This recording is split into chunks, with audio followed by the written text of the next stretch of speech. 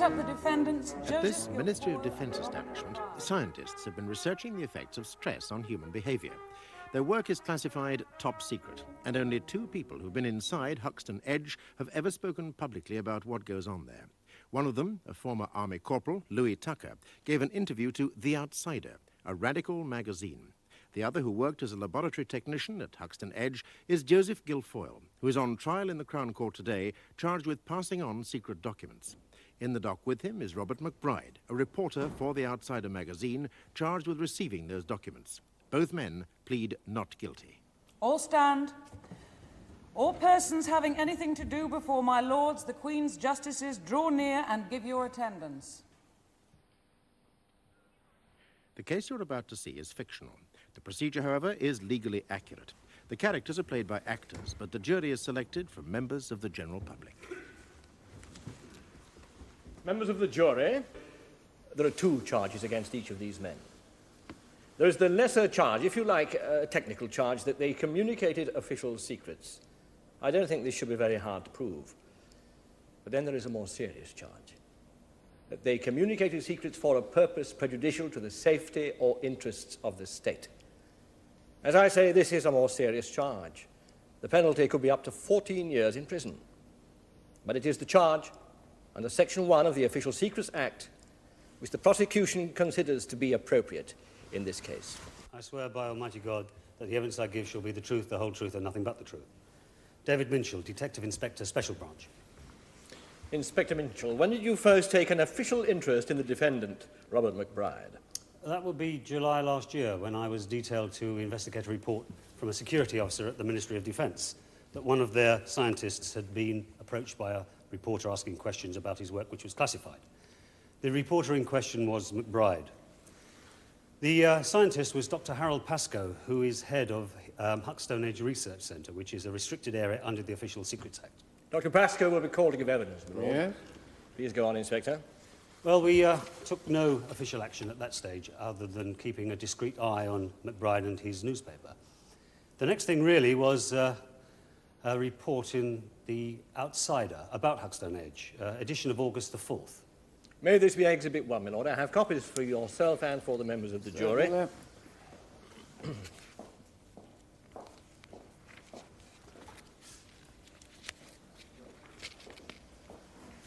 Is that the article in question, Inspector?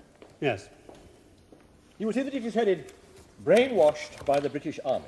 And it continues on the inside pages. Perhaps to save time, you could summarise for us the reasons why you took an official interest in this story. Well, as you can see, the article quotes or claims to quote a Mr. Louis Tucker. It says that Tucker was a corporal in the army and he volunteered in 1979 for treatment at Huckstone Edge Research Centre. He was discharged from the army for medical reasons and he's now trying to claim compensation for injuries he reckons he suffered while he was in the army. Well, that's fair enough, but we've got Tucker here apparently describing secret research, what he calls experiments in mind control and interrogation techniques to a left-wing newspaper. In fact, he makes the place sound like some Gestapo torture chamber. In my view, it constituted a breach of the Official Secrets Act. After the article was published, Inspector, did you take any action? No official action. The article wasn't followed up by any other papers, and I think the general feeling was that this was just another typical bit of left-wing rubbish that was better ignored. We did pay a visit to Mr. Tucker and reminded him of his position as regards the Official Secrets Act. As a former member of the armed services, of course, he's not entitled to talk about information that he obtained through his position in the forces. And we continue to keep a discreet eye on McBride's movements and activities. Can we now turn to the events of October the 9th last year? Will you describe what happened on that day? Yes, if I might consult my notebook, my lord.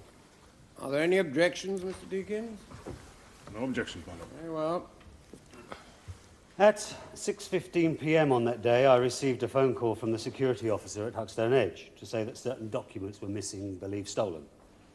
On the basis of what he told me, I went with my colleague, Sergeant Stevens, to an address in Blackpool Gardens, Fulchester, the home of the accused, Joseph Peter Guilfoyle.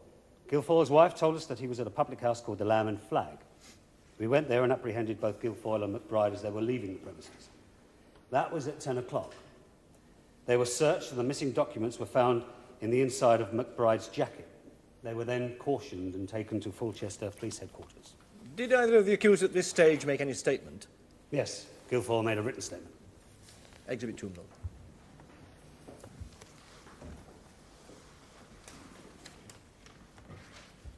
Is this evidence disputed? Thank you. It is not disputed, my lord. Very well, you read it to us, Inspector. Statement of Joseph Peter Guilfoyle, October 10th, Fulchester Police Headquarters. I'm employed by the Ministry of Defence as a laboratory technician. On October 5th last, I was approached by Robert McBride, who said he was a friend of Dr. Kennelly, my boss. He said he was helping a man called Louis Tucker to claim compensation from the government, and he asked me if I would help also. I said Tucker had been a patient at Huckstone Edge, where I work, and there were various notes about him in the files there which would help his case. He asked me to borrow the file overnight so that he could look at it. I agreed to do this. On October 9th, I took Tucker's file from a cabinet in the office of Dr. Monk. The cabinet was not locked. I took the file to the Lamb and Flag, where I had arranged to meet McBride. He asked to take it to his office to copy part of it. I said I wasn't happy about this, but he insisted and left the pub taking the file with him. I followed him out, intending to get it back. Before I could get it back off him, we were arrested. I want to make it clear that I was not offered any money for taking the file. Signed, J.P. Guilfoyle. There is no dispute about this document? There is no dispute, my lord. But I would ask the jury to bear in mind that it was made in the middle of the night. It is timed at 4:20 a.m. And it was made without the benefit of legal advice. Quite so. You go on, Mr. Fry. Lord, I should like at this stage to ask that the rest of the case be heard in camera. I'm proposing to touch upon matters concerning the operations of the security services, as well as classified matters relating to the Ministry of Defence. Very well. I must now ask members of the press and everyone in the public gallery if they'll please leave the court.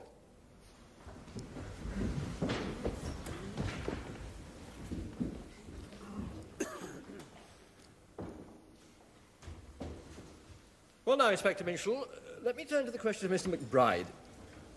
Is he, from your observation, simply a campaigning journalist, or is he something else? No, he's not just an ordinary journalist. I am quite satisfied that McBride is an agent of the Polish intelligence service, which, as you may know, is indirectly controlled by Soviet intelligence. Inspector, do you have evidence for this extraordinary assertion?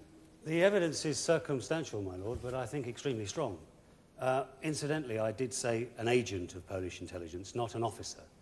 Agents are normally nationals of the country in which they operate, and McBride is part of a network controlled through a cutout, that is to say, a sort of go-between, and headed ultimately by a Polish intelligence officer. The cutout is or was a man called John Seymour Upton, and he's been well known to us for a number of years also. He was involved in the publication of the magazine The Outsider and active in various other radical and subversive organisations. He provided the capital to set up the magazine, and shortly after McBride's arrest, he went to the Republic of Ireland and has remained there ever since. My lord, these are a series of unsubstantiated allegations against a man who is not here to defend himself. Mr. Fry, I understand your concern to demonstrate a link between the defendant, McBride, and the Foreign Intelligence Service. But I must ask you to confine the witness to the evidence of his own observation. We don't want to hear about a lot of reports that he may have read in secret files. As your lordship pleases. Yeah. Very well, Inspector. Can you demonstrate from your own observation a link between McBride and this man, John Seymour Upton? In the course of the surveillance of both these men, which covered a period of more than 3 months, I personally saw them meet together on a number of occasions. I can supply details of dates, times and places if there's any argument about that. We'll discover shortly, I suppose, whether that's disputed. And now, Inspector, can you demonstrate again from your own observations a link between John Seymour Upton and the Polish Intelligence Service? Yes. Well, as I say, Upton is well known to us, and on August the 23rd he made a phone call to a house in Gypsy Hill, South London, and I've heard a recording of the call. He left a telephone message on an answering machine, which was as follows.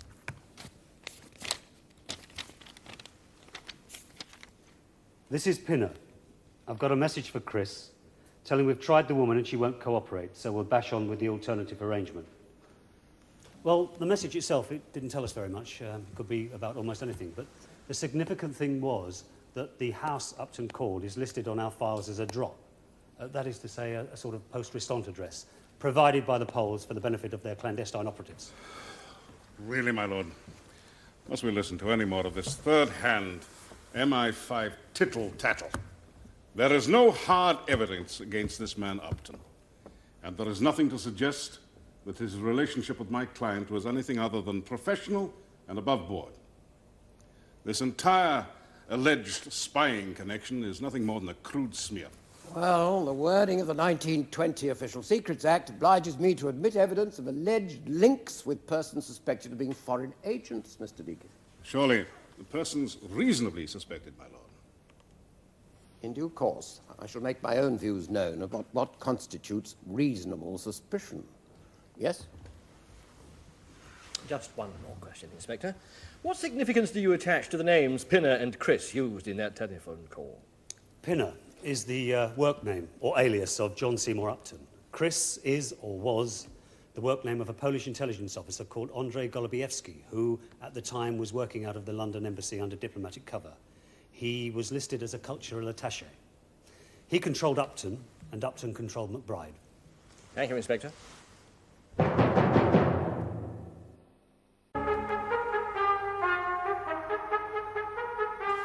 Inspector Minshall, you are a member of the Special Branch. And what is special about this branch of the police force is that it combats subversion. Is that correct? Correct. Would you say that The Outsider was a subversive publication? I would, yes. In that case, I should be very interested to learn your definition of subversive. Subversive? I'd say a subversive is someone who aims to overthrow the government. Oh, Inspector! Anyone who votes in a general election can be said to have the intention of overthrowing the government. There must be more to it than that. I should have said aims to overthrow the government by force. Ah! Now, Inspector, can you refer me to any issue of The Outsider wherein it is stated, either directly or implicitly, that it seeks to overthrow the government by force? Not right this minute, no. I'm talking about their general tendency, their political outlook. It's completely communist, revolutionary. Yes, but on what basis do you say that it is a communist newspaper? Surely it is a radical and anti-establishment sort of newspaper. It's very left-wing, believe me. Oh. Is that why you keep an eye on its staff? Yes. That why you follow them, eavesdrop on their conversations, open their letters, tap their telephones, simply because you don't like their brand of politics? No, it's because they represent a threat to national security. In your opinion, do you undertake the surveillance of every journalist who seeks to interview a senior civil servant? No, of course not. No, but you did in McBride's case, because of the newspaper that he works for. Partly, yes. Right.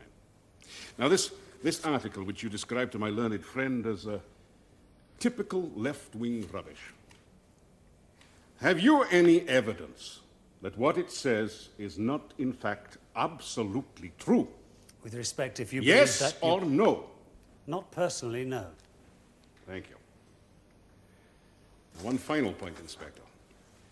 I'd like to get it quite clear in my mind, this chain of logical deduction which has led you to the conclusion that my client is a Polish spy. Now, what you are saying is that he has, from time to time, met and talked to his employer, a man called Upton. That's right. And this Upton telephoned a number in Gypsy Hill and left a message on an answering machine for a man called Chris. Correct. But you suspect this Chris is really a Polish spy called Andrzej. Yes. Therefore, my client is a Polish spy. That's one indicator, That is yes. brilliant, Inspector. Absolutely brilliant. Are you Dr. Harold Pascoe of Swans Way, Brierley Hill, Fulchester? And are you the director of the Huckstone Edge Research Centre? That's right. Doctor, can I ask you first of all about your professional qualifications? Yes. I'm a doctor of medicine. I have a degree in psychology from Manchester University. And I've also studied at the Allen Memorial Institute in Montreal and at Harvard University. Do you recognize the defendant, Robert McBride? Yes. Will you tell us how you came to meet him? He called at my house one evening in July last year, without an appointment, incidentally. He represented himself as a journalist. He didn't say for which publication. I imagined he was freelance. He said he was researching an article on recent developments in behavioural psychology. He'd clearly done a bit of reading on the subject, and we talked generally for a little while. I referred him to one or two books and articles he might look at. Then he started to ask me about my work at the centre. I said I was not at liberty to discuss it. My work is highly classified. But he kept on. And in the end, I had to be quite rude to him and virtually throw him out of the house. Can you remember the sort of questions he was asking? Yes. He wanted to know if I was running experiments in what he called non-violent coercion. I said, what did he mean by that? And he said he was talking about techniques that could be used to elicit cooperation in unwilling subjects. To put it crudely, he was suggesting that my work involves developing effective methods of interrogation without the use or threat of physical violence. Is that true? Quite untrue. Did you tell McBride that his suggestions were false? No, I simply refused to discuss it. It's a ridiculous question anyway. It's like asking, have you stopped beating your patients? After McBride left, did you do anything more about it? Yes. The following morning, I mentioned his visit to our security officer at the centre. He said I should leave the matter with him. He would look into it. And as far as I was concerned, that was the end of it. Now, Dr. Pascoe, I'd like you to look at this article. Exhibit 1, please. Yes, I've seen it. Is there any truth in the allegations that are made there? Well, it's true that Corporal Tucker volunteered to take part in experiments at Huckstone Edge. It's also true, regrettably, that he later developed symptoms of depression, and it was granted an honourable discharge from the army. Virtually everything else is sheer invention. Well, to put our minds at rest, Doctor, could you tell us what sort of research does go on at Huckstone Edge? My lord, I've taken advice on this, and I can say a certain amount. I hope you won't mind if I speak in rather general terms. Not at all.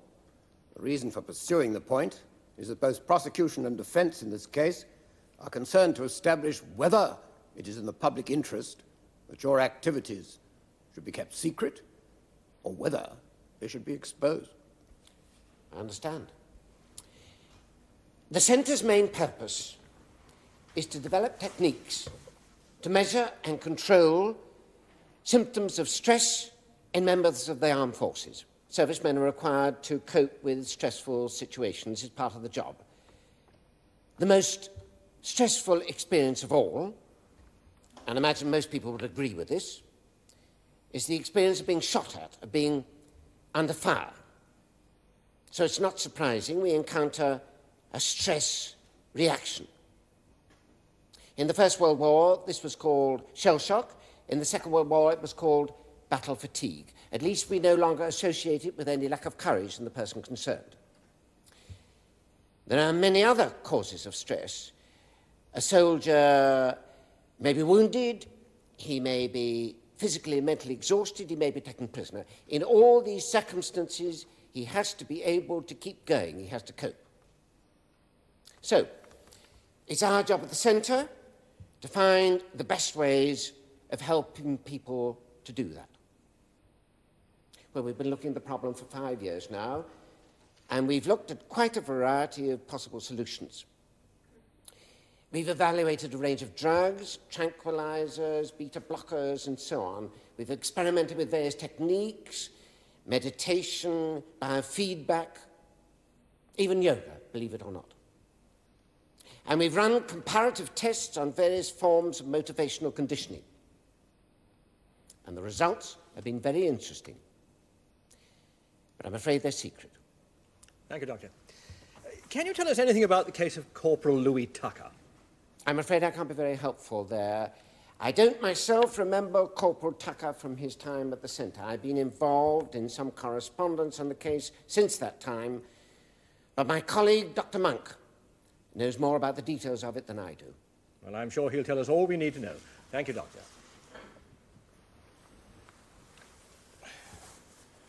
This stress control, Dr. Pascoe, you say that it is the main purpose of the centre. What are the other purposes? They're all subsidiary to the main area of research and derived directly or indirectly from it.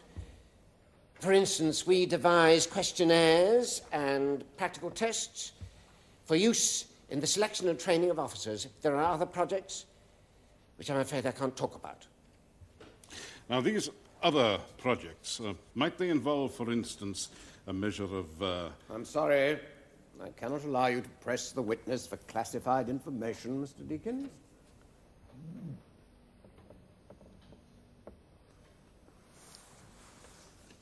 As your lordship pleases.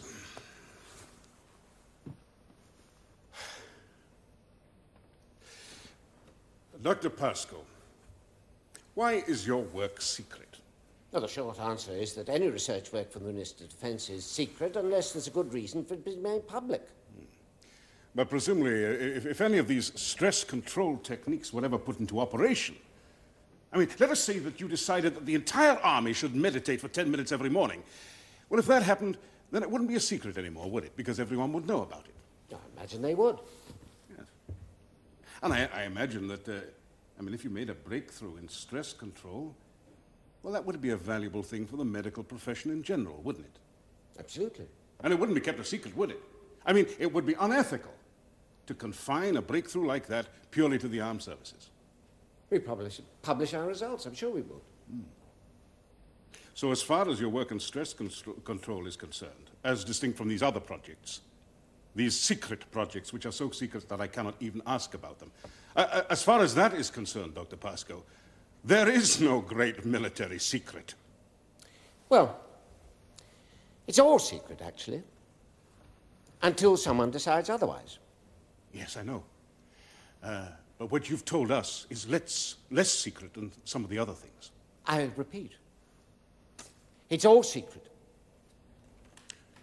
Yes, I understand that, you see, but what I am really trying to get at is the reason for all this secrecy. You see, I don't think it's because we don't want the Russians or the Poles to know about some new form of tranquilizer. They know all about that. There is no big secret there. What I'm suggesting the reason is this. That if the British public knew what was really happening at Huckstone Edge, there would be a public outcry. Isn't that the reason?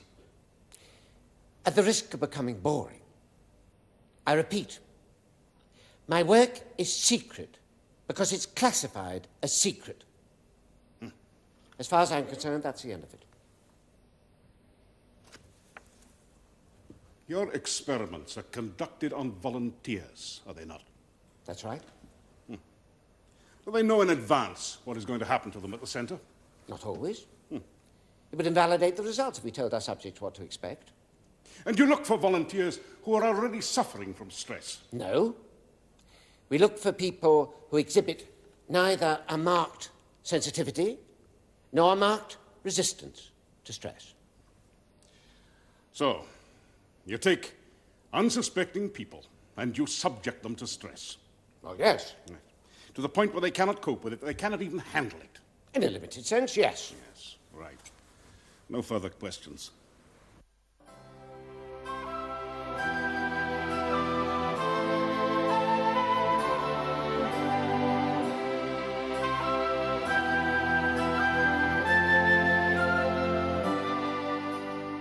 The case of the Queen and Guilfoyle and McBride will be resumed tomorrow in the Crown Court.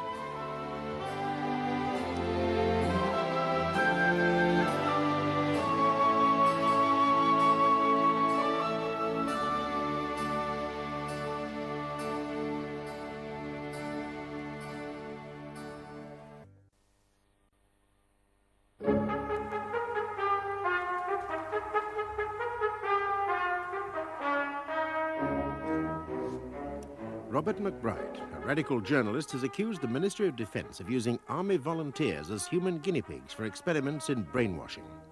While he was investigating the Huckstone Edge Research Centre, a secret file went missing.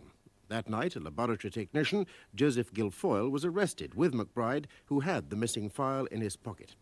Guilfoyle is charged with passing official secrets, McBride with receiving them. Both men plead not guilty. I swear by Almighty God, the evidence I shall give shall be the truth, the whole truth, and nothing but the truth.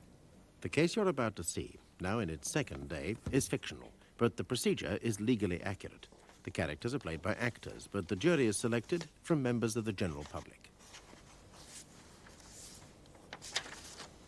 Are you Dr. Rosemary Kennelly of 12A Melrose Terrace, Fulchester?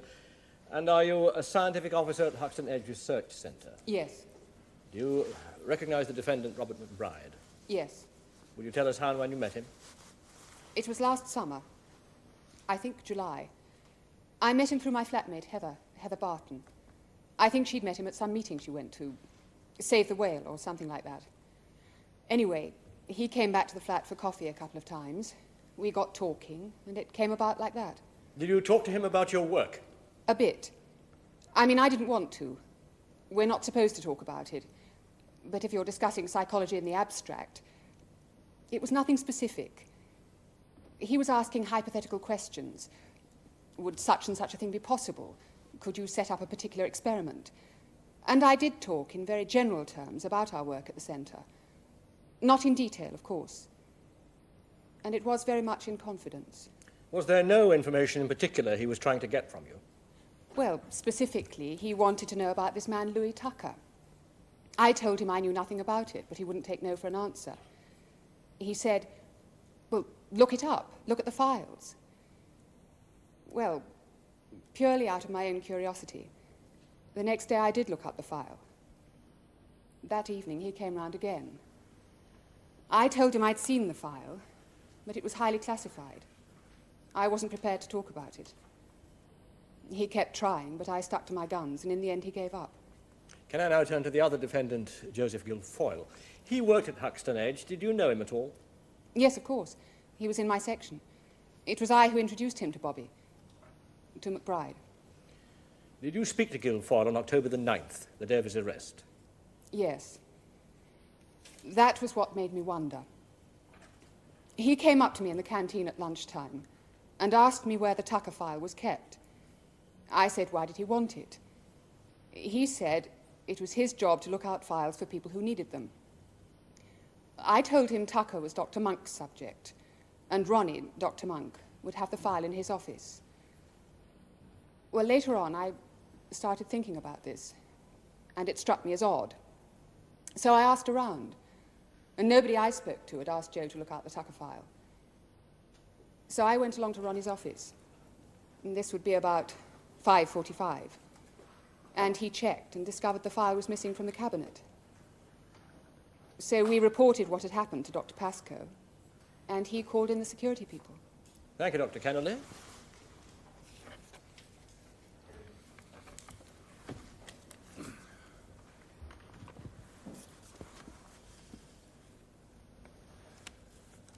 You've told us that you met Robert McBride in July. When did you see him last, socially?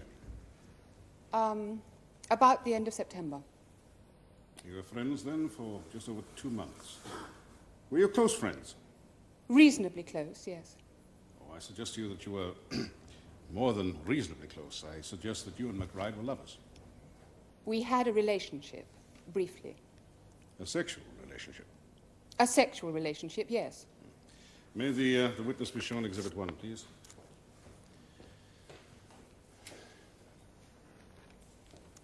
Tell me, have you seen this article before? The one headlined "Brainwashed by the British Army," the one written by my client. Yes. I was very angry about it. I had no idea he was going to write these things. But you forgave him.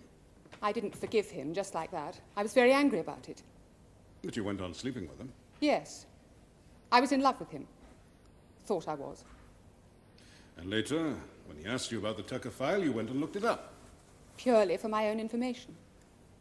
Wasn't it because of what my client was asking you about? Yes. But I didn't tell him what was in the file. Did you not say to him, and I quote the alleged words, "If your mate Louis could get his hands on that file, he could name his own figure for compensation. They would never let the case come to court." No, I didn't say that. Well, words to that effect. That the file would substantiate Tucker's claim for compensation. No. Who ended the affair? You or McBride? Must I answer this? He did. He went off with somebody else. Were you upset? Briefly, yes. Yes, I was upset. Is that why you reported the missing file, to get your own back? Not at all. It was my duty to report it. But you knew that Guilfoyle had taken the file and he'd probably shown it to McBride. I suspected that. You didn't care whether he got into trouble for it. It was too serious for that. I couldn't protect them. It was their own lookout if they got caught. And you made sure that they did, didn't you? It was my duty. Or your revenge. Dr. Monk, you are a research psychologist at Huckstone Edge, I believe. That is correct. Were you on October the 10th last requested to go to Fulchester Police Headquarters to identify certain documents? Yes, I was. And did you identify them? Yes. There were papers comprising a file on a former experimental subject of mine, a Corporal Louis Tucker. It is a file that is normally kept locked in a cabinet in my office. Is this material secret? It is classified top secret, yes. Can you tell us in general terms why this file is so secret? I think so, yes. It is secret because the information it contains, or the information that could be deduced from it, would be useful in military terms to an enemy of this country. To put it simply, our research aims to make British servicemen more efficient. If our opponents know how we are going about that task, they gain a very great advantage. Suppose, to give you a hypothetical example, we found a way to make a soldier immune to the effects of solitary confinement, and that soldier is captured and interrogated by the enemy. Now, as long as the enemy doesn't know about his conditioning, they may well subject him to solitary confinement in the hope of overcoming his reluctance to talk, and they would fail. Now, suppose they already know about our wonderful breakthrough. The word goes out. If you capture a British soldier, no good putting him in solitary confinement. It doesn't work. So maybe instead they pull out his fingernails. Straight away he tells them what they want to know, and we lose the war. Now that is, as I say, a hypothetical case. But I think it illustrates the reason my research is secret. Do you know, I don't want to seem conceited or to make any exaggerated claims about the importance of this work.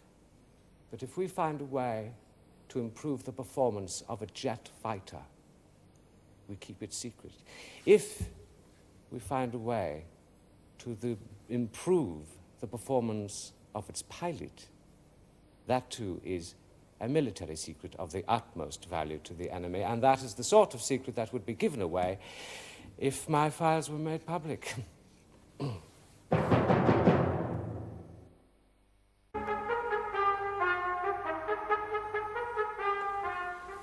Dr. Monk, rather than ask about the possible importance to the national interest of the work that you may or may not have been doing, I would like to ask you about Louis Tucker, the subject of the file that was taken from your office. Now, am I right in saying that this file is basically an account of the experiences that happened to Corporal Tucker, as he was then, from his arrival in Huckstone Edge to his departure some 3 months later? No, not an account as such, but a chronological arrangement of notes, observations, test results, interview transcripts, that sort of thing. The information in the file would have to be interpreted, but it is complete in the sense that there are no relevant omissions. Now, if I wanted to steal a file from your office which contained your most valuable military secret, would that be the one I should take, or should I take another one? No, you'd be better off taking a file dealing with research methods and conclusions rather than an individual case file. Ah. The file would not be much use to a Russian spy then. But useful, I imagine, to poor old ex-Corporal Tucker, to find out what had happened to him while he was in your hands.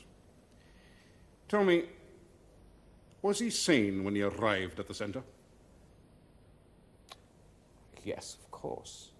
Psychologically, no.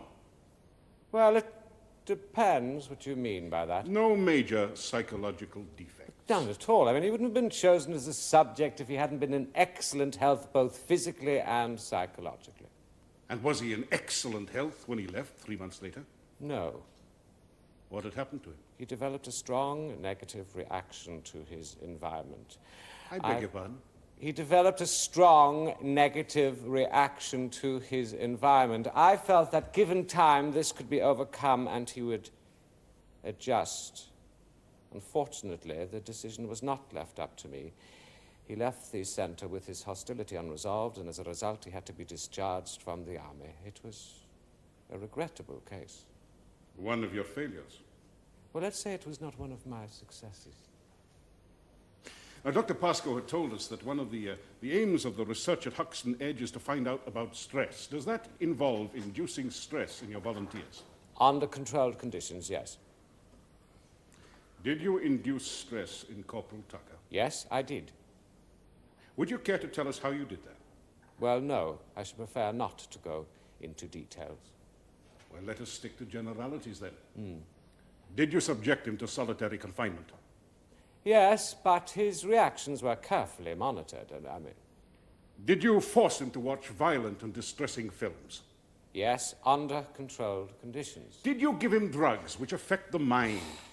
Sir, a cup of coffee contains a drug which affects the mind. Please, let's not be melodramatic. Oh, I'm sorry, Doctor. Let me be more specific. Did you give him injections of sodium pentothal and benzodrine? Yes, but... Only under carefully controlled conditions, I'm sure. Did you know that Corporal Tucker suffers from a partial loss of memory? Of course I did know that. He cannot remember some of the things that happened to him at Huckstone Edge. Selective amnesia is not uncommon. Did you wipe out part of his memory on purpose? Was that part of the so-called treatment? We all forget things, especially unpleasant things. Part of stress control is helping people to forget certain things. Part of stress control is helping people to forget certain things, to forget what had happened to him. Absolutely right. What you had done to him. Dr. Monk, I'd like to clear up a misunderstanding. Now, you are a doctor of medicine. You are bound by the Hippocratic Oath to use your professional skills to help rather than to harm. Now, in the course of your work with Corporal Tucker at Huckstone Edge, was it your intention to help him or to harm him? To help him, of course. I mean, the aim was to equip the man to function better as a soldier, to be more efficient, to anticipate problems that might arise and be able to cope with them. I felt that if the work had not been interrupted, this would have been achieved. And the techniques you were using, had they been effective in other cases? Very effective, yes. Would they be useful to members of the armed forces in other countries? I believe so. Including Britain's enemies or potential enemies? Naturally. Thank you, Doctor. That concludes the case for the prosecution, my lord. Thank you, Mr. Fry. Mr. Deakins. I call Robert McBride. How long have you been a professional journalist, Mr. McBride? 8 years. And how did you come by your job on the outside? I'd contributed 1 or 2 pieces when I was working on a local weekly paper. Then I was talking with the editor, Phil Moran, and he said they were looking for a reporter. Applied for the job and got it. That was 3 years ago. Why did you want to work on that magazine in particular? I suppose the main reason that it was nationally distributed. Up to then I'd only worked on local papers. Were you influenced by its political outlook? No, not really. I'm a socialist, I suppose. I'd rather work for a left-wing paper than something like the Daily Telegraph, but I'm not trying to start a revolution. I just think that my job as a journalist is to find out and publish the truth. Were you aware of the fact that The Outsider is regarded as a subversive publication by the Special Branch? Yes. Well, you've heard Inspector Minshall's definition of subversive. Aiming to overcome the government by force. Has your magazine ever subscribed to such a policy? Not to my knowledge. No, absolutely not. Well, have you ever given the police any cause to regard you as a subversive? I suppose we've done stories that have upset them. We did a thing last year about racist attitudes in the police force. We did another story about police harassment of homeless people sleeping rough in city centres. But it's not that we're anti-police, but we are anti the abuse of power. Now then, let me ask you about Louis Tucker. How did you first come to hear about this case? We got a letter from a local councillor who had been trying to help Louis. He'd had a piece about it published in his local paper. He sent us the cutting, along with a copy of the letter he sent to Louis' MP, and the reply he got back. In other words, the case had been going on for some time before we got involved, but it hadn't made much progress. The difficulty was that the Ministry of Defence refused even to confirm that Louis had ever been at Huckstone Edge, because everything about the place is deadly secret. So at that stage, there wasn't really a story in it for us. This would be about March last year. The thing that made the difference, as far as I was concerned, was meeting Rosemary Kennelly. I discovered she actually worked at Huckstone Edge. She was very cagey about it to begin with, but she told me enough about the place to substantiate a lot of what Louis had already told me, and it tied in with information that had been published in America about research that had been going on over there. So on that basis, I decided to follow it up. I put various specific questions to the Ministry of Defence, and got nowhere, of course. I then went to see Dr. Pascoe, the head of the place, and put the same questions to him. The significant thing was they not only confirmed a lot of the stuff that Rosemary had told me, but on the specific allegations, he didn't deny them. He just said, in effect, no comment.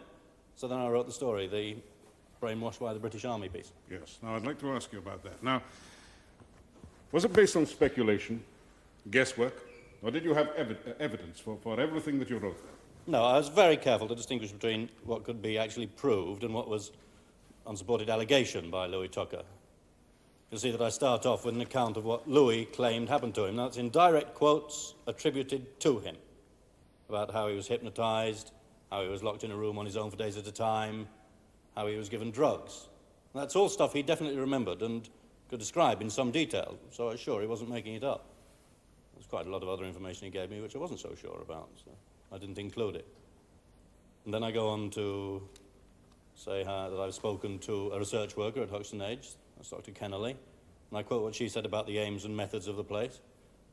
That quote is accurate, incidentally, where she says, I worry about whether the things we do here are ethical. We're using the same methods that they use on Soviet dissidents. The only difference is that we're using them on volunteers. She actually said that. I also quote Dr. Pascoe, and the rest of the article is background, really. Has anything that you have since discovered caused you to modify the suspicions that you expressed in the article? No, if anything, it didn't go far enough. A lot of the stuff in the Tucker file gave hard evidence for things that I couldn't really prove when I wrote the piece. Mr. McBride, did you ask Joseph Guilfoyle to steal the file for you? No, I didn't. I suggested that if he got the opportunity in the course of his work, he might take a look at the file to see if there's any way in which it could help Louis. We both agreed that it was wrong in principle that he was being denied the information he needed about his own medical history. And Joe said if he got the opportunity, he'd have a look at the file to see if it would throw any light on the case. In the event, he brought it with him. I hadn't expected that. I was very worried when I met him in the pub and he produced this file, because I was very well aware that I was under surveillance by Special Branch. That's why I'd done the whole thing so openly. I'd made no secret about my interest in the centre. I hadn't had any secret meetings or anything like that. And suddenly there's this guy handing me a great pile of classified documents. So my initial reaction was to tell him to put it back and not be so silly. And then I thought, well, since we got the thing, and from a quick glance it was obviously sensational stuff, the smart thing to do would be to photocopy it, return the originals, and then decide what to do with it. And that's what I was planning to do at the point where we were arrested.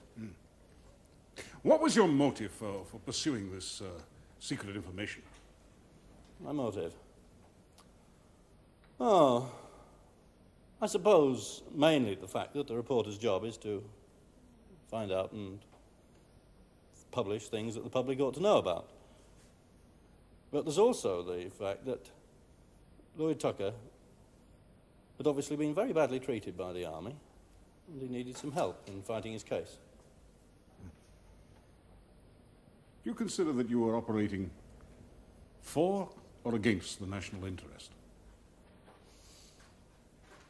If the national interest is supposed to be about defending democracy, then I was trying to do exactly that. The nation isn't just the government or the civil service, it's the people, and it's in their interest to know about places like Huckstone Edge.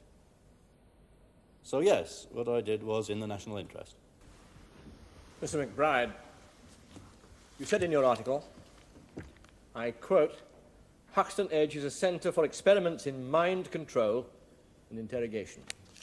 Now, you've heard Dr. Pascoe say that, on the contrary, its purpose was to research the problem of stress. In the face of that, do you persist in your allegation? Yes, I think the stress control thing is a cover story. Do you have any qualifications in experimental psychology, any scientific credentials whatsoever? No. So that even if you knew all the details of all the experiments that went on at Huckstone Edge, you couldn't say with any degree of authority why this work was undertaken, could you? I could make an intelligent guess. But it would be quite worthless. Now, you knew even before you met Dr. Kennelly that she worked at Huckstone Edge, didn't you? That's true. And you pursued that relationship for the sake of the secrets you hoped to get from her. No, I was very fond of her. But not so fond that you wouldn't pester her for classified information. To use her own words, you wouldn't take no for an answer. She was as concerned about the Tucker case as I was. It's just that she was in a better position to do something about it. Well, let us take Mr. Guilfoyle. Again, you sought his acquaintanceship rather than the other way round. Yes. And 4 days later, he stole a secret file for you. You must be a very persuasive man, Mr. McBride. I didn't ask him to take it. I know that's what he told the police, but that was a misunderstanding. I simply said that he should look at it if he got the chance. Nevertheless, he took it. And you accepted it from him. Did your friend John Seymour Upton know about the progress of your inquiries at Huckstone Edge? Of course, he was on the editorial board of the paper. Until he fled to Ireland. Did he also know about your relationship with Dr. Kennelly? Yes, there's no secret about that. Now, I want you to think very carefully and give me a date. When was it that Dr. Kennelly finally refused to let you see the contents of the Tucker file? I suppose it'd be about a fortnight after the original article, about August the 18th. August the 18th. And we know from Inspector Minshall that on August the 23rd, John Upton phoned a contact number with the Polish intelligence service and said, "We've tried the woman and she won't cooperate." He was talking about Dr. Kennelly, wasn't he? How should I know? I don't know anything about this phone call. Oh, come now. The pair of you were conspiring to steal secrets and use them to discredit our armed forces. We couldn't do that, could we? Unless the secrets were discreditable ones.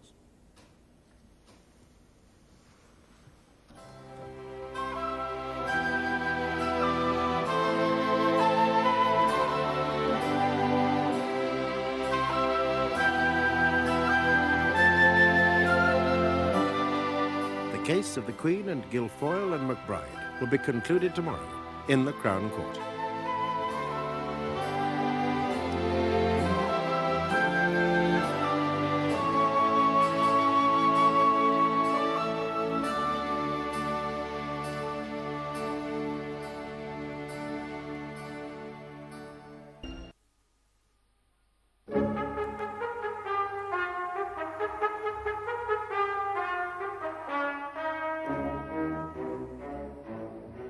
Joseph Guilfoyle is accused of stealing secret documents from a government research centre and passing them to a radical journalist, Robert McBride, a man the prosecution claims was part of a communist spy ring. McBride admits he received the papers, but he says he wanted them to back up his allegations about the centre. He claims that doctors there have been working on new methods of brainwashing and psychological torture. Guilfoyle and McBride both plead not guilty. I swear by Almighty God, the evidence I give... The case you're about to see, now in its third day, is fictional, but the procedure is legally accurate. The characters are played by actors, but the jury is selected from members of the general public.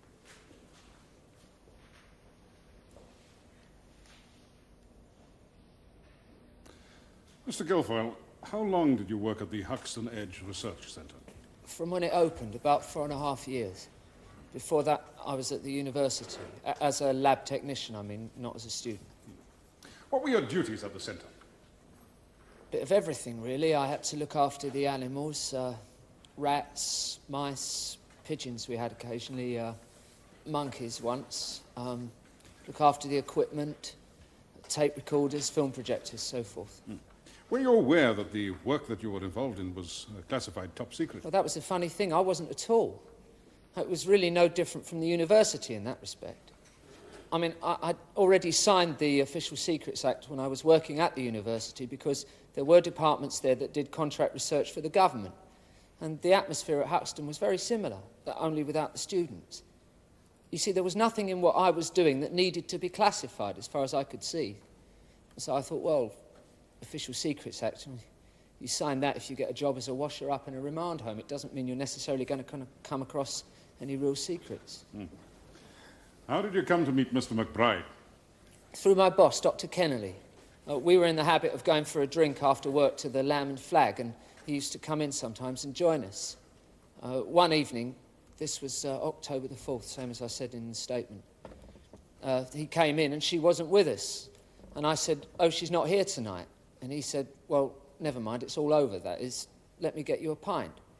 So we had a drink and got talking, and he started to tell me about this pal of his called Louis Tucker. From what I gathered, this chap Tucker had been a volunteer subject at Huckstone, and something had gone amiss with the experiments and they'd affected his brain.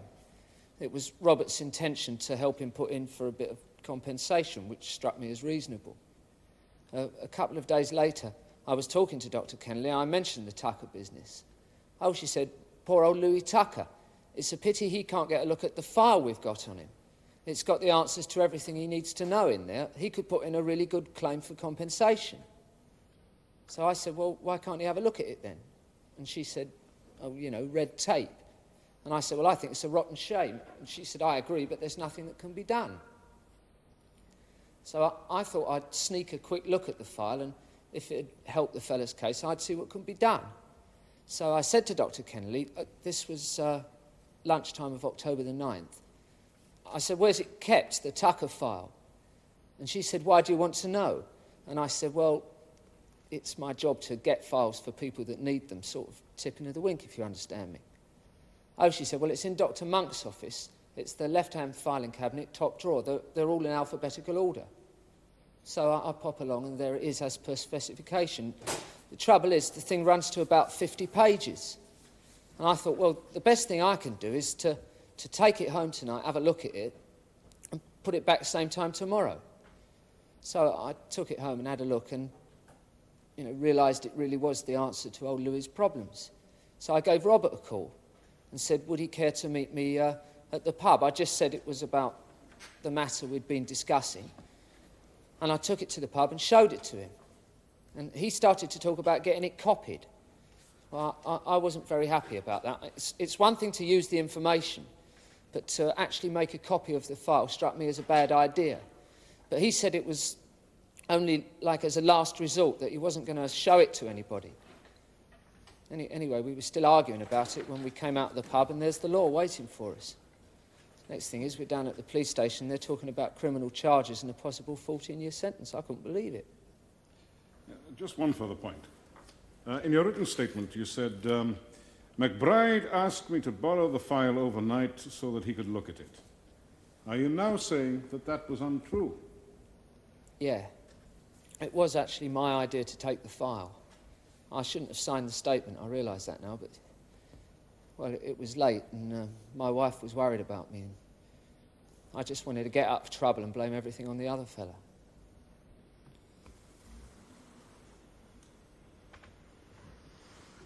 Mr. Guilfoyle, how many times have you read and signed the Official Secrets Act? 3. 3. Once, as I say, at the university, once when I got the job at Huckstone, and once when I was transferred to Dr. Kennelly's department. Have you ever noticed a sign on the gate at Huckstone Edge that says, this is a restricted place under the Official Secrets Act? Yes, I passed it every day. When you took the file from Dr. Monk's office, did you notice it was stamped on the front in big red letters, top secret? Yes. And yet, you still insist that you were not conscious of the fact that the work at Huckstone Edge was secret. In terms of the general atmosphere of the place, no, this is what I'm saying. The whole security thing was a bit of a joke. To you, perhaps. When you met Mr. McBride on October the 4th, did you know what he did for a living? Yes, I knew he was a reporter. Did you know for which publication? Yes, The Outsider. I'd seen the piece he'd written about the centre. Then did it not occur to you that he might want to publish this file that you had been kind enough to present to him? Well, quite honestly, it never occurred to me. I don't believe he would have, anyway. He wouldn't have dropped me in it deliberately to that extent. You implied earlier that Dr. Kennelly knew that you planned to take the file from Dr. Monk's office, that she connived at the plan. That was the impression I had, certainly. Then let me put the question to you directly. Did she, or anyone else in authority, give you permission to take that file? Well, she told me where it was. And what you said to her, suggesting that you'd been asked to take the file out as part of your duties, that was a lie, wasn't it? I suppose so. Thank you. Are you Dr. George Swanson of Forest Lodge, Rookley, and are you the senior consultant at the Fulchester General Hospital Psychiatric Unit? I am. Have you been treating a patient called Louis Tucker? Yes. What was your diagnosis when you first examined him? His most obvious presenting symptom was amnesia. He had little or no coherent memory of the 3 months he'd spent at Huckstone Edge Research Centre. He complained of insomnia, nightmares, irritability, loss of concentration. I judged him to be suffering from depression, coupled with a very poor sense of identity and a general lack of self-esteem. Have you been able to help him with these problems? To a limited extent. A combination of chemotherapy, sleeping pills, antidepressants and so on, linked with consulting sessions and latterly group therapy sessions. All these have had some effect. But more recently, we've been tackling his amnesia by using hypnosis. You see, by trying to remember back from where he is now, the patient was getting nowhere. It was as if he was stumbling into an artificial block that had been placed in his mind. But by putting him under hypnosis, and he's a very good hypnotic subject, by the way, I've been able to take him through the experiences of his life from childhood onwards, and in this way to approach the missing section, as it were, from the other end. So, gradually, we have been able to fill in some of the gaps. And I must say, the experiences that emerged were quite shocking. Yes, I don't want you to tell us about them. I hope that we shall hear about them from Mr. Tucker himself. But I will ask you this. In your professional opinion, are Louis Tucker's psychiatric problems caused by his experiences at Huckstone Edge? Oh, not caused by them, at least greatly exacerbated by them. I couldn't put a percentage figure on it, but I've no doubt that this so-called research centre has to take the blame for the major part of this patient's difficulties. Would it help you if your patient had access to those files relating to his time at Huckstone Edge? Oh, absolutely. I've asked the Ministry of Defence for precisely that information. They won't even admit the man was even there. But that documentation is crucial. If I could find out exactly what has induced that patient's condition, I'd be in a far better position to undo the damage. As it is, I'm groping in the dark. Thank you, Dr. Swanson. Oh, Dr. Swanson, would I be right in saying that complex psychiatric problems such as you've described rarely have a single cause? Yes, that's true. But a neurosis, which is only latent, can be triggered by a single traumatic episode. Would I also be right in saying, forgive my layman's use of these technical terms, that depression is often accompanied by a degree of paranoia? In some cases. Delusions of persecution? In some cases. I don't think it's true in this case. Can you be positive that Mr. Tucker doesn't suffer from delusions of that kind? I can't be positive, clearly. But I really don't think so. But is it not possible that Mr. Tucker might have developed these symptoms even if he'd never been near Huckstone Edge? That's possible. I just think it unlikely. Now, again, this amnesia that you talk about, that can have many causes, can't it? Oh, certainly. Alcohol. A blow on the head that he might not even remember. That's possible, but I think it unlikely. But possible, you say. Now, this hypnotism you talk about, is that a recognized form of treatment in medical circles? A little unorthodox, perhaps. Experimental? Oh, certainly. The phenomenon is still not fully understood. Tell me, hasn't this hypnotic regression been used to send people back into their very early childhood? That's right. There have been cases where people have experienced being inside their mother's womb. I believe so. There have even been cases where people under this hypnosis have remembered, or claim to have remembered, previous reincarnations. So I gather. Being a Roman legionary, for example, or a Victorian housemaid, that sort of thing. So I gather. How much credence would you personally give to such so-called memories, Doctor? I would keep an open mind, but probably one would look for some kind of supporting evidence. But you wouldn't accept it as gospel truth, just because someone claimed to have remembered it under hypnosis. It could all be an unconscious fantasy, couldn't it? Yes, but in this Thank you, case... Doctor. Oh, did the defendant McBride ever approach you to ask you about the case of Corporal Tucker? Yes, he did, twice, in fact. And your reply? I refused to talk to him about it. I told him I regarded the matter as confidential. Thank you.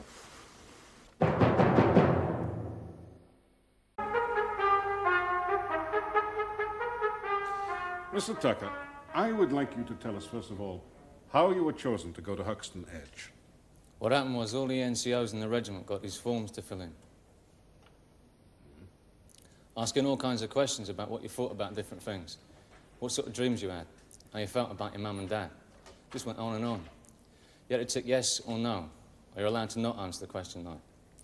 Then after a couple of weeks, a dozen of us were sent for a medical.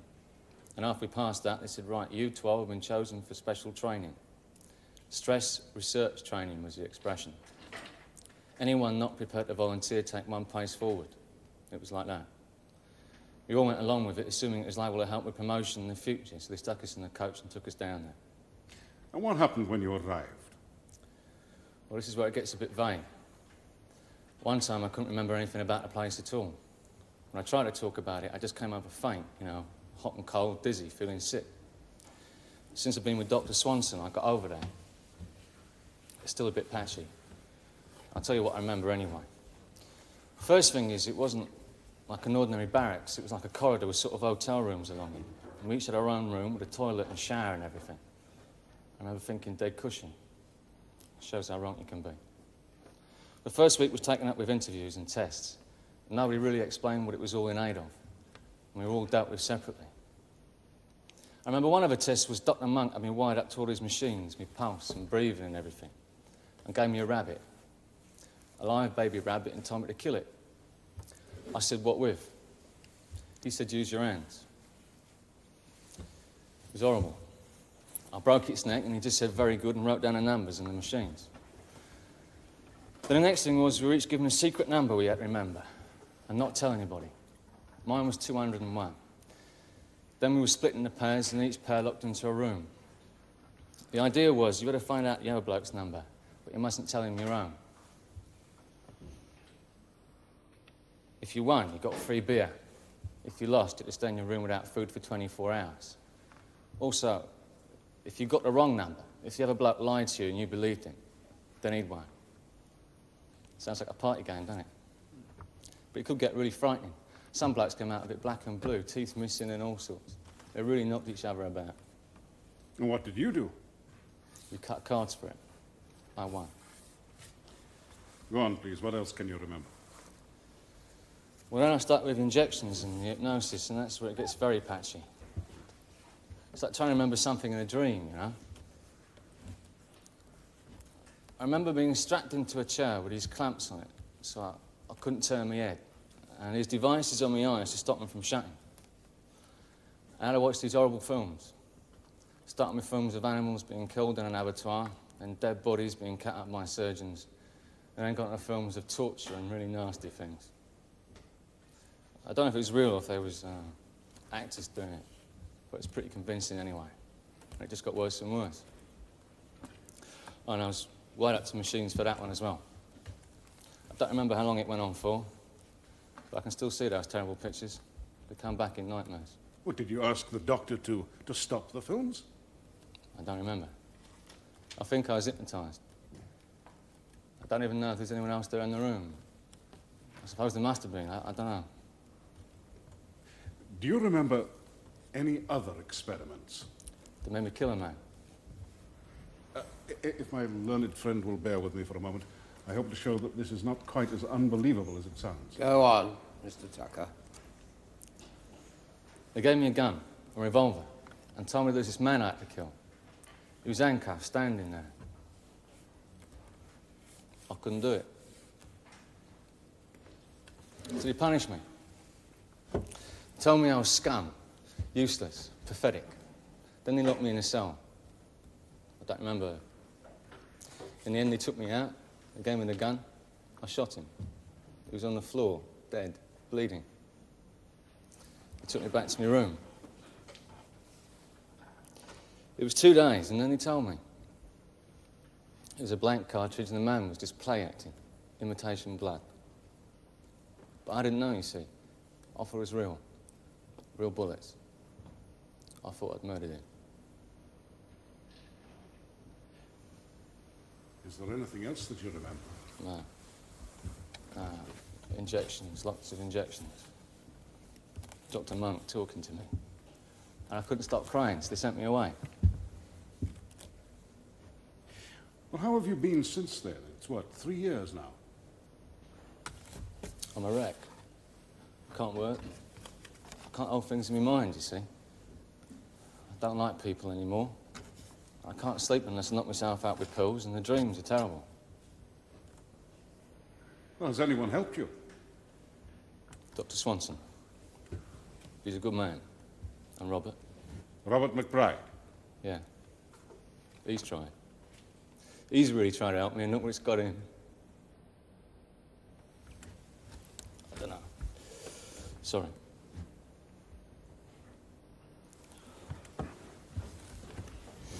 Mr. Tucker, did Mr. McBride ask you to gather information about Huckstone Edge or to steal documents from there? No, it's his idea. I wouldn't ask anyone to break the law. It wouldn't be fair. Now, these dreams of yours, you say they came to you while you were hypnotized by Dr. Swanson. Yeah, I couldn't remember a thing. We worked on it together, and gradually it started coming back. You say it was like trying to remember a dream. How can you be sure it wasn't just that, a dream, rather than a real experience?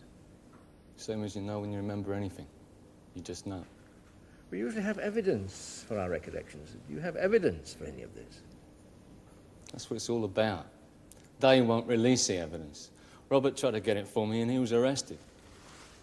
You say you went to Huckstone Edge with 11 other men from your regiment. Did they undergo similar experiences? I suppose so, yes. Have you any evidence that any of them suffered lasting damage as a result? No. But I've not been in touch with them. As far as I know, they're still in the army. So you're the odd one out, the exception.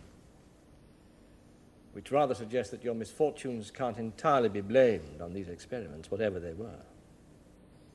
The others were lucky. Maybe they were tougher than me to begin with. But you can't say it's my fault that I cracked up. If they send you into a minefield and you get blown to bits, they can't say it's your fault. Mr. Tucker, you claim to be disabled, to have a chronic medical condition, but you don't appear to me to be physically handicapped. I never said I was. And I presume it's a mental disorder. That's right.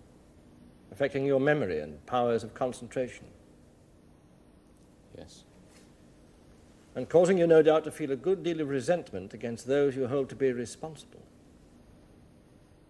I hate them. I want to see them exposed, and I want to see their torture chamber closed down.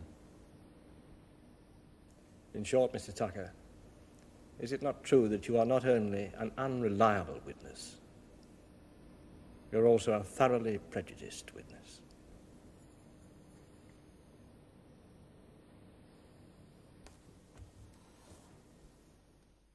Members of the jury, there are 2 charges against each of the defendants, and I suggest that you consider first the lesser charge under Section 2 of the Official Secrets Act, and ask yourselves the question, did Guilfoyle, a state employee, communicate official information to an unauthorized person?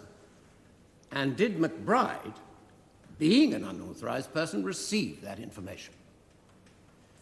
Now, if you have decided that a crime has been committed under Section 2, then you must go on to consider the more serious charge under Section 1 and form an opinion about its motives and its consequences, or rather, what the consequences would have been had the police not intervened. The crucial words are these. If any person, for any purpose prejudicial to the safety or interests of the state, obtains or communicates any sketch, plan, model, article, or note calculated to be, or which might be, useful to a foreign agent, now then, how are you to know what these men intended by their actions?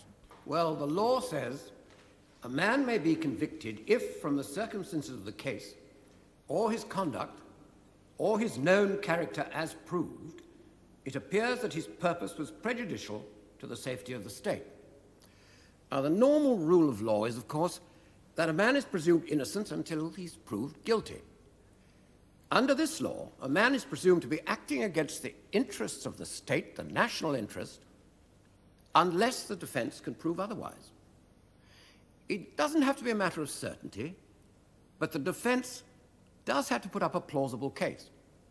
On the other hand, the prosecution doesn't have to be able to prove that the accused is working directly for a foreign power. It is enough to show that he has consorted or associated with anyone who has been or is reasonably suspected to have been employed by a foreign power. Will you now retire, elect a foreman to speak for you, and consider your verdict?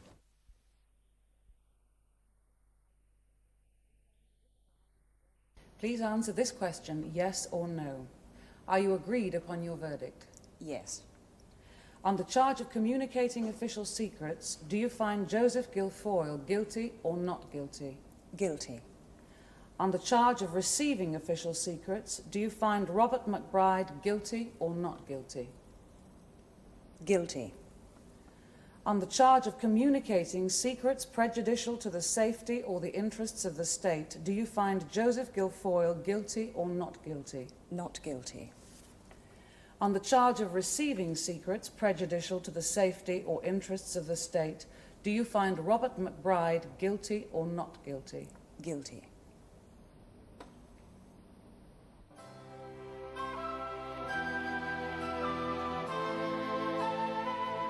Robert McBride was found guilty under Section 1 and sentenced to 12 months imprisonment. Robert McBride and Joseph Guilfoyle were found guilty under Section 2 and sentenced to 6 months imprisonment, suspended for 2 years. You can join us again when our cameras return to bring you another case in the Crown Court.